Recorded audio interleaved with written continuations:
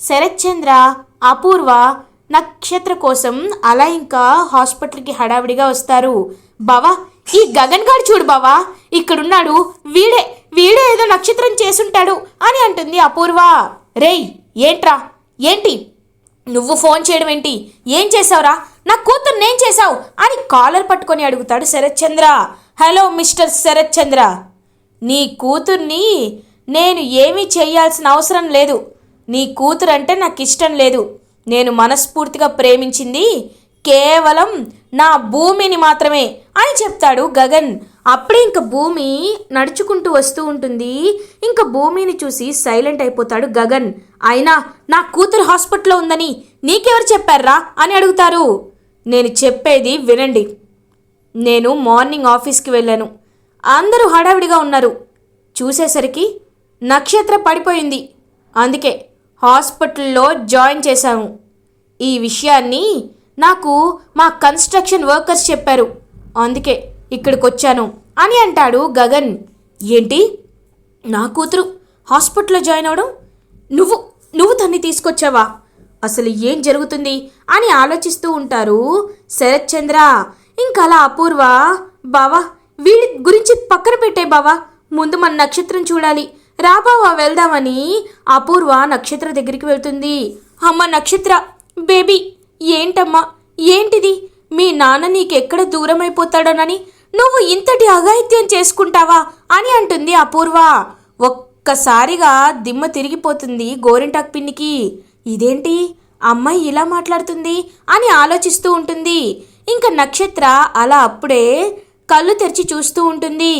నక్షత్ర, నక్షత్ర ఏంటమ్మా ఇది, నువ్వు చేస్తున్నదేంటి, నువ్వు చేస్తున్న దాంట్లో ఏమైనా అర్థం ఉందా అమ్మా? ఎందుకు ఎందుకు నాన్న నీకు ఎందుకు దూరం అవుతారమ్మా? ఆ భూమిని దత్తత తీసుకున్నంత మాత్రాన మీ నాన్న నీకు కాకుండా పోతాడా అని అంటుంది. ఇంకా అలా అపూర్వ, నక్షత్ర కూడా అలా షాకింగ్గా చూస్తూ ఉంటుందన్నమాట అపూర్వ వైపు. అపూర్వ, నువ్వు ఏమంటున్నావు అని అడుగుతాడు శరత్చంద్ర. అవును బావా, ఈ భూమిని ఎప్పుడైతే నువ్వు దత్తత తీసుకోవాలనుకుంటున్నావో నక్షత్రకి అస్సలు నచ్చలేదు. నేను తనకి ఎన్నోసార్లు నచ్చి చెప్పి చూశాను. మీ నాన్న నీతో కూడా బాగుంటారమ్మా, ఆ భూమి వచ్చినంత మాత్రాన నిన్నేమి మర్చిపోరు అని. కానీ నువ్వు భూమికి ఎక్కువ ప్రాధాన్యత ఇచ్చేసరికి పాపం నక్షత్ర అదంతా మనసులో పెట్టుకుంది బావా, అందుకే ఇలా చేసుకుంది అని అప్పటికప్పుడు ఇన్స్టాంట్లీ ఒక కథ అల్లేస్తుంది అపూర్వ. ఒక్కసారిగా శరత్చంద్ర షాక్ అయిపోతాడు. ఇంకా నక్షత్ర కూడా అలా చూస్తూ ఉంటుంది. గోరింటాకు పిన్ని, అమ్మాయి నిజంగా నువ్వు సూపర్ అమ్మాయి, ఇప్పటికిప్పుడు ఇంత స్టోరీ అల్లావా? అది కాకుండా నీ కన్న కూతుర్ని కూడా నీ రాజకీయానికి బలి చేసేసావన్నమాట. నీలాంటి కన్న తల్లిని నేనెక్కడా చూడలేదు అని చెవిలో చెప్తుంది గోరింటాకు పిన్ని. పిన్ని నువ్వు సైలెంట్గా ఉండు, నేను ఏది చేసినా నక్షత్ర కోసమే అని చెప్తుంది అపూర్వ. వెంటనే శరత్చంద్ర నక్షత్ర దగ్గరికి వెళ్తారు. అమ్మా నక్షత్ర, నువ్వు నిజంగా భూమిని దత్తత తీసుకోవడం వల్ల ఫీల్ అవుతున్నావా అమ్మా అని అడుగుతారు శరత్చంద్ర. ఇంకా అలా అపూర్వ వైపు చూస్తూ ఉంటుంది నక్షత్ర. అపూర్వకి కోపంగా అవును అని చెప్పు అని సైగ చేస్తూ బెదిరిస్తుంది అపూర్వ. నక్షత్ర కూడా, ఇప్పుడు నేను బావ దగ్గరికి వెళ్ళానని డాడీకి తెలీదు. ఒకవేళ తెలిస్తే నన్ను డాడీ చంపేస్తారు. తెలియకుండా బావ కూడా చెప్పలేదు. నేను బ్రతికానంటే నన్ను బావే కాపాడుంటాడు. నేను బావతో తర్వాత మాట్లాడతాను. కానీ ఇప్పుడు తప్పించుకోవడానికి మమ్మీ చెప్పినట్టు చెప్పడమే మంచిది అని మనసులో అనుకుంటుంది నక్షత్ర. చెప్పమ్మా నక్షత్ర, నువ్వు భూమి నేను కూతురుగా దత్తత తీసుకున్నందుకు బాధపడుతున్నావా అని అడుగుతారు శరత్చంద్ర. అవును డాడీ అని చెప్తుంది నక్షత్ర. ఒక్కసారిగా శరత్చంద్ర షాక్ అయిపోతారు. చూడమ్మా నక్షత్ర, నువ్వు అనుకుంటున్నట్టు, మీ అమ్మ అనుకుంటున్నట్టు భూమి మంచిది కాకుండా పోదమ్మా. తను చెడ్డది కాదు, తను చాలా మంచిది. నిన్ను ఎంత బాగా చూసుకుంటుందో, నువ్వంటే ఎంత ఇష్టపడుతుందో ఇంటికి వచ్చాక నీకే తెలుస్తుంది. నువ్వేమీ బాధపడద్దమ్మా.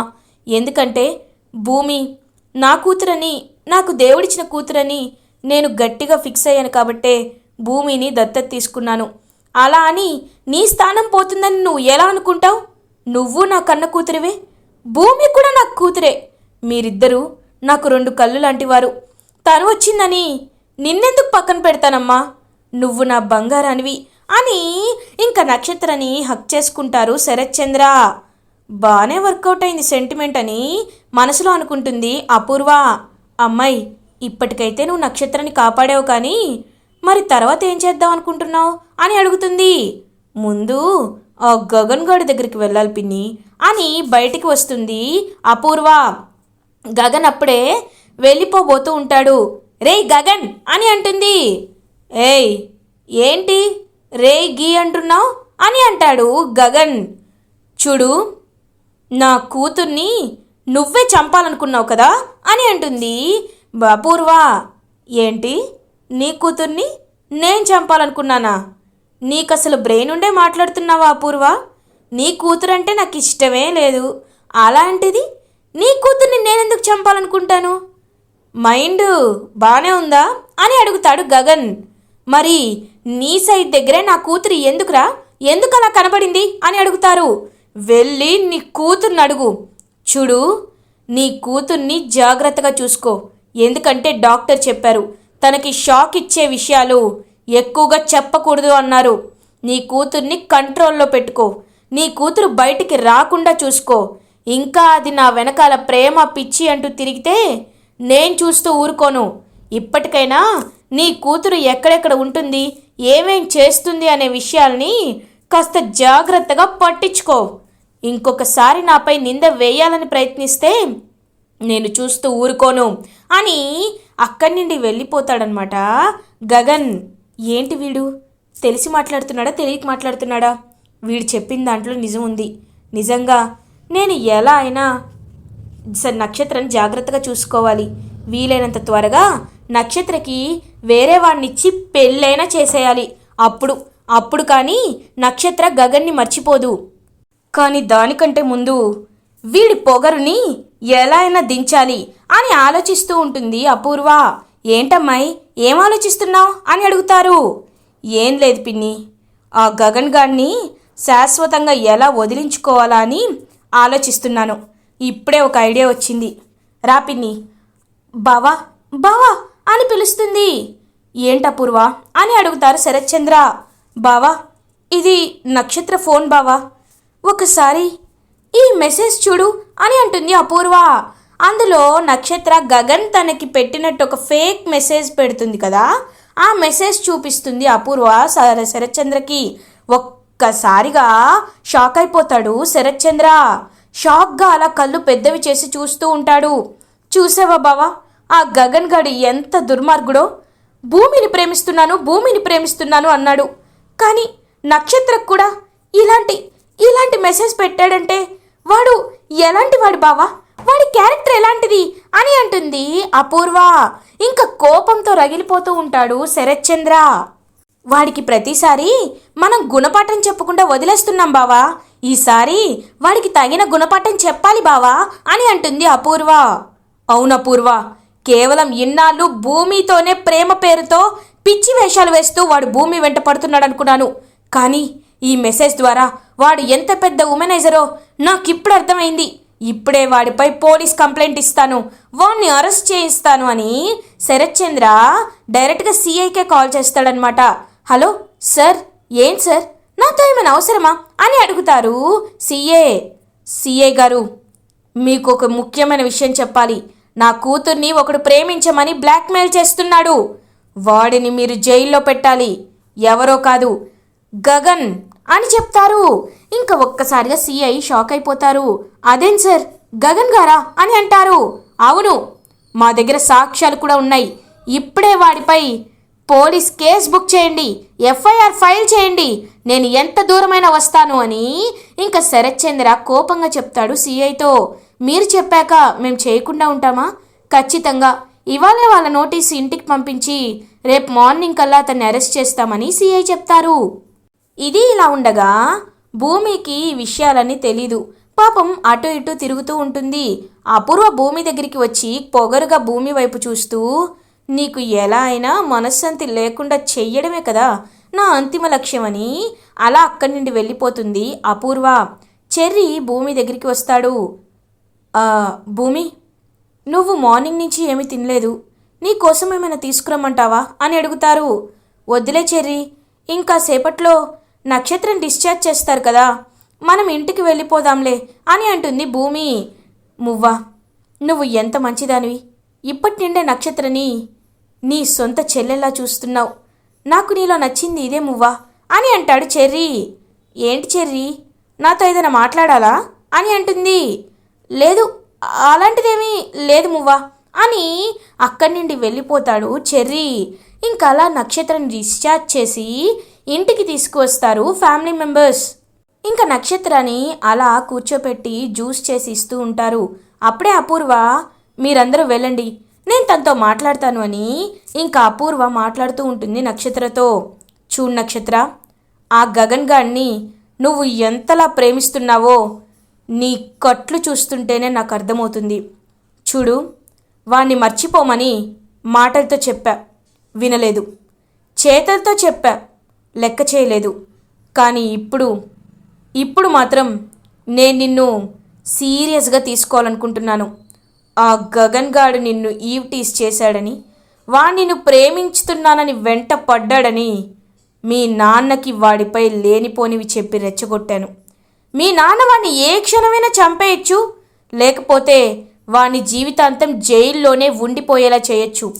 కాబట్టి వాడిపై ప్రేమని కట్ చేసుకొని నేను చూపించిన మంచి ఎన్ఆర్ఐ సంబంధం చేసుకొని ఇక్కడి నుండి అమెరికానో ఆస్ట్రేలియానో వెళ్ళిపో. ఇంకొకసారి గగన్ గగన్ అన్నావంటే ఏం చేస్తానో నాకే తెలీదు అని అంటుంది అపూర్వ. ఒక్కసారిగా షాక్ అయిపోతుంది నక్షత్ర. మమ్మీ, ఏం మాట్లాడుతున్నావు మమ్మీ? బావ జైల్లో ఉండడం ఏంటి, నేను ఇప్పుడే వెళ్తాను అని వెళ్ళబోతూ ఉంటుంది. చూడు నక్షత్ర, ఇప్పుడు నువ్వు బయటికి వెళ్ళావంటే నీ నాన్న నేను నీకు శాశ్వతంగా దూరం అయిపోతాం. అటు వాడికి కాకుండా ఇటు నీకు కాకుండా ఉండిపోతావు. వాణ్ణి విడిపించడం ఆ దేవుడి వల్ల కూడా కాదు. మర్యాదగా ఇక్కడే ఉండు అని ఇంకా రూమ్ డోర్ లాక్ వేసేసి అక్కడి నుండి బయటికి వచ్చేస్తుంది అపూర్వ. ఏడుస్తూ ఉంటుంది నక్షత్ర. ఇదంతా డోర్ దగ్గర నుండి వినేస్తుంది భూమి. ఒక్కసారిగా భూమి ఇదంతా విని షాక్ అయిపోతుంది. ఇంకా అలా భూమి అయితే చాలా బాధపడుతూ ఉంటుంది తన రూమ్ దగ్గరికి వచ్చి. ఇటువైపు గగన్ తన ఇంట్లో రిలాక్స్ అవుతూ ఉంటాడు. అప్పుడే కరెక్ట్గా ఇంకా శారద గగన్ దగ్గరికి వచ్చి, గగన్ ఏంటి ఇవాళ చాలా లేట్ అయింది, అది మాత్రమే కాదు నువ్వు ఎందుకురా ఇవాళ చాలా డల్గా ఉన్నావు అని అడుగుతారు. అమ్మా, ఏం జరిగిందంటే అని నక్షత్ర హాస్పిటల్లో జాయిన్ చేసిన విషయం అండ్ ఇవన్నీ చెప్తాడనమాట. శరత్ చంద్ర గురించి ఇంకా అందరి గురించి చెప్తాడు గగన్ శారదతో. నాన్న గగన్, ఆ నక్షత్ర ఎప్పుడు నిన్ను ఇబ్బంది పెడుతూనే ఉంది. నాకెందుకో ఇది ఈజీగా తేలిపోయే సమస్య అనిపించట్లేదు గగన్. దీనికి ఎలా అయినా త్వరలోనే ప్రాయశ్చిత్తం మనం వెతకాలి అని చెప్తారు శారద. అప్పుడే కరెక్ట్గా ఇంకా పోలీసులు గగన్ వాళ్ళ ఇంటికి వస్తారు. గగన్, యూఆర్ అండర్ అరెస్ట్ అని చెప్తారు. ఒక్కసారిగా షాక్ అయిపోతాడు Gagan. Why, what's the reason? నన్ను మీరు అరెస్ట్ చేయడం ఏంటి, అది కూడా అసలు నోటీస్ ఇవ్వకుండా అని అడుగుతారు. చూడండి, కొన్ని కారణాల వల్ల మేము నోటీస్ సర్వ్ చేయలేకపోయాం, but we have arrest warrant and మీపై ఎఫ్ఐఆర్ కూడా ఫైల్ అయింది, కాబట్టి మీరు రావాల్సిందే అని గగన్ని అరెస్ట్ చేసి తీసుకువెళ్తూ ఉంటారు పోలీసులు. ఒక్కసారిగా పాపం శారద షాక్ అయిపోతుంది. అసలు నన్ను ఎందుకు అరెస్ట్ చేస్తున్నారు అని అడుగుతారు. మీరు ఒక అమ్మాయిని వేధించినట్టు, తన్ని ప్రేమించమని వెంటపడి ఇబ్బంది పెట్టినట్టు ఆ అమ్మాయి వాళ్ళ ఫాదర్ కంప్లైంట్ రేస్ చేశారు. కాబట్టి మీరు మాకు కోఆపరేట్ చేస్తే బాగుంటుంది, లేకపోతే పరిస్థితి వేరేలా ఉంటుంది అని చెప్పి ఎస్ఐ అలా ఇంకా తీసుకువెళ్తాడనమాట పోలీస్ స్టేషన్కి. వాట్, నేను ఒక అమ్మాయిని బాధ పెట్టానా? ఎవరు కంప్లైంట్ ఇచ్చింది ఎవరు అని అడుగుతారు. సార్, ఇట్స్ కాన్ఫిడెన్షియల్, మేం చెప్పకూడదు అని అంటాడు ఎస్ఐ. అర్థమైంది, ఆ శరత్ చంద్రే కదా, చూడండి I have proofs, so please నా మాట వినండి అని అంటారు. సార్, ఏదైనా మీరు కోర్టులో చూసుకోండి, ఇప్పుడు మాకు అదంతా అవసరం లేదు అని పోలీస్ అక్కడికి వెళ్ళిపోతారు. ఇంకా గగన్ని జైల్లో పెడతారు. పాపం గగన్ చాలా బాధపడుతూ ఉంటాడు. ఇది ఇలా ఉండగా శారద పూర్ణిమ చాలా ఏడుస్తూ ఉంటారు. అమ్మ, అన్నయ్యని పోలీసులు అరెస్ట్ చేయడం ఏంటమ్మా, ఇప్పుడే మనకు తెలిసిన లాయర్కి ఫోన్ చేస్తాను అని అంటుంది పూర్ణిమ. ఇంకా శారద చాలా ఏడుస్తూ ఉంటుంది. పాపం పూర్ణిమ తనకి తెలిసిన లాయర్కి ఫోన్ చేస్తూ ఉంటుంది. అమ్మ, ఈ కేసు చాలా కాంప్లికేటెడ్, మేమేమీ చేయలేమని చెప్పి లాయర్స్ కూడా అవతల వైపు శరత్ చంద్ర ఉన్నాడు కాబట్టి ఎవ్వరు ముందుకు రారు. ఏంటి లాయర్ గారు, మీరు కూడా ఇలా మాట్లాడితే ఎలా, మీరు మా కంపెనీకి మా అన్నయ్యకి క్లోజ్ కదా అని చెప్పినా ఎంత క్లోజ్ అయినా ఆపోజిట్ పార్టీ శరత్ చంద్ర అమ్మ, అందుకే మేమేమీ చేయలేమని ఇంకా అలా ఏ లాయర్ కూడా కేసు అయితే ఒప్పుకోరు. పాపం పూర్ణిమ శారద ఇప్పుడు ఏం చేయాలి అని ఆలోచిస్తూ ఉంటారు. ఇది ఇలా ఉండగా మార్నింగ్ అవుతుంది. భూమి చాలా హడావిడిగా కార్లో పోలీస్ స్టేషన్కి బయలుదేరుతుంది. ఇంకా భూమి వెనకాలే చెర్రీ కూడా బయలుదేరుతాడు. అలా ఇంకా భూమి, చెర్రీ, కృష్ణప్రసాద్ ముగ్గురు పోలీస్ స్టేషన్కి రీచ్ అవుతారు. పోలీస్ స్టేషన్లో పాపం జైల్లో అలా ఉంటాడనమాట గగన్. ఇంక ఎస్ఐ దగ్గరికి వస్తారు కృష్ణప్రసాద్. తనని విడిచిపెట్టండి అని అంటాడు కృష్ణప్రసాద్. సార్, చెప్పడానికి మీరెవరు, అయినా ఇది చాలా కాంప్లికేటెడ్ కేస్, మేమేమీ చేయలేము అని అంటాడు ఎస్ఐ. భూమి, చూడండి, ఆయన ఎవరిని ఇబ్బంది పెట్టలేదు, ఎవరిని ప్రేమించమని వేధించలేదు, అది నిజం. అసలు మీకు కంప్లైంట్ ఎవరిచ్చారు, ఏం జరుగుతుంది అని అడుగుతుంది భూమి. శరత్చంద్ర గారే ఈ కంప్లైంట్ ఇచ్చారు. ఆయన ఎంత పవర్ఫుల్లో మీకు తెలిసిందే, కాబట్టి ఈ విషయంలో బలమైన సాక్ష్యం ఉంటే తప్ప మేము ఏమీ చేయలేం అని అంటారు. ఇంకా భూమి, సాక్ష్యమే కదా, సరే చూపిస్తాను రిలీజ్ చేస్తారా, లాయర్ గారు కూడా వచ్చారు, చూపిస్తే రిలీజ్ చేస్తారా అని అడుగుతుంది భూమి. ఇదంతా ఇంకా చూస్తూ ఉంటాడనమాట గగన్. ఇంకా భూమి అలా ఒక వీడియోని చూపిస్తుంది. ఆ వీడియోలో నక్షత్ర శారద వాళ్ళ ఇంటికి దొంగతనంగా వచ్చి గగన్ ఫోన్ తీసుకొని గగన్ ఫోన్ నిండే నక్షత్రకి మెసేజ్ పెడుతుంది కదా, ఆ వీడియో అనమాట. ఇంకా ఆ వీడియోని పాపం కలెక్ట్ చేసుకుంటుంది భూమి. చూశారు కదా, మీరు ఈ మెసేజ్ని బేస్ చేసుకునే కదా ఆయన్ని అరెస్ట్ చేశారు. చూడండి, ఆయన ఏమీ ప్రమేయం లేకుండానే ఆయనకి మెసేజ్ పెట్టింది ఆ నక్షత్రనే. నక్షత్ర ఆయన్ని వేధించింది, కానీ ఆయన ఎప్పుడు నక్షత్రని వేధించలేదు. ఇది మాత్రమే కాదు, కాల్ డేటా లిస్ట్ కూడా చూడండి. ఎప్పుడైనా ఆయన నక్షత్రకు ఫోన్ చేసినట్టుందా, నక్షత్ర ఆయనకు ఫోన్ చేసినట్టు ఉంది. కావాలంటే ఇదంతా మీరు చూడండి, ఈ ప్రూఫ్స్ అన్నీ చూస్తే మీకు క్లారిటీగా అర్థమవుతుంది అని అంటుంది భూమి. మేడం, మీరు చెప్తుందంతా నిజమే మేడం, కానీ శరత్చంద్ర గారు అని అంటారు. శరత్చంద్ర గారు అంటున్నారు. ఆయన ఎవరో తెలుసా, ఆయన మా నాన్న, నేను శరత్చంద్ర గారి పెద్ద కూతుర్ని. నేను చెప్తున్నాను, మర్యాదగా గగన్ గారిని విడిచిపెట్టండి అని గట్టిగా చెప్తుంది భూమి. ఒక్కసారిగా భూమి శరత్చంద్ర కూతురని పోలీసులందరూ ఇంకా షాక్ అయిపోతారు. అయ్యో సారీ మేడం, మీరు ఆయన కూతురని తెలియక ఇంతసేపు మీతో నేను మర్యాద లేకుండా బిహేవ్ చేశాను, సారీ మేడం, ఇప్పుడే రిలీజ్ చేస్తాం మేడం అని ఇంకా అలా సిఐ వచ్చి తనైతే ఎస్ఐ అయితే రిలీజ్ చేస్తాడు గగన్ని. ఇంకా గగన్ని అలా విడిపించేస్తుంది భూమి వైపు అలా ప్రేమగా చూస్తూ ఉంటాడు గగన్ వైపు పాపం ప్రేమగా చూస్తూ ఉంటుంది భూమి. ఇలా ఎపిసోడ్ ఎండ్ అవుతుంది. ఫర్దర్ ఎపిసోడ్ రివ్యూస్ ముందుగా మీకు కావాలి అనుకుంటే మా ఛానల్ని సబ్స్క్రైబ్ చేసుకోండి.